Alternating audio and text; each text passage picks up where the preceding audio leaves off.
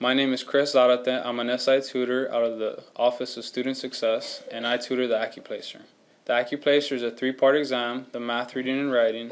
Here's a sample problem from the math exam. We have 2x plus 3 equals 5. So this is a solving for a variable problem. The variable here is going to be x. We're going to solve this problem for x. So that means that we want to eventually get the x to be all alone. We want it to look like this.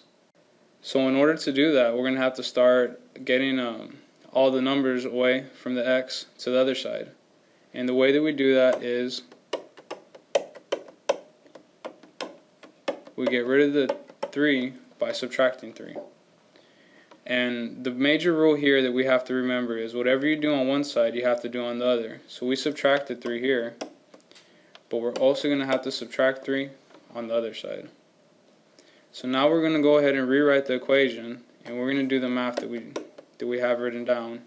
3 minus 3 will give you 0, so we don't write anything down there. And 5 minus 3 will give you 2. So now what we're going to do is get the 2 away from the x, and the way that we do that is we divide by 2. Now remember, anything you do on one side, you have to do on the other, so we'll have to divide by 2 on this side. So now the equation will look like this.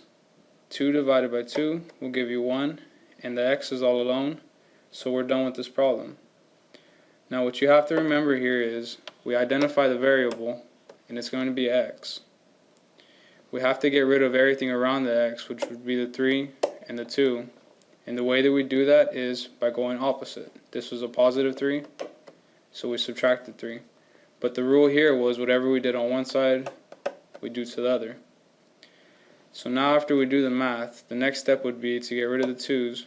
And we do that by dividing by 2 here, dividing by 2 here, which eventually gave us 1. These are the type of problems that you might see on your math exam. If you have any more questions, come by the Office of Student Success.